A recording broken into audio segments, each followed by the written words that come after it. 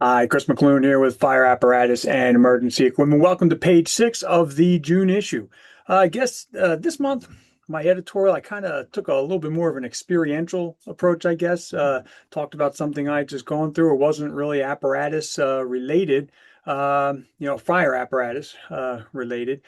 But back in May, I was fortunate enough to be able to take part in a class that was brought to our township. It was for the Flashover simulator, and let me tell you, if there was ever an experience that brought together science and training, so the science of firefighting based on and also the training on firefighting together, it was this experience. It really you want to learn about flow path and what it does, in a safe environment where you are actually experiencing what's going to happen. This is for you, young firefighter, maybe in a department that doesn't see a tremendous amount of work, not always sure exactly when it is time to go. This is going to teach you. If you haven't seen it before, is the way it works. It looks like a container that would be carried, on a ship or on a truck, like a shipping container. At the end of that shipping container, there's another section that's about 4 feet up, and that is where all the fires. That's where all the fires are lit, and you really do. You can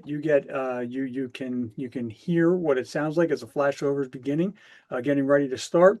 You can see what happens when you open one of the rear doors, and you can feel it. Another major part of this is it really gives you, if you're not as confident as maybe a seasoned firefighter and what your PPE can do to protect you, this will show you.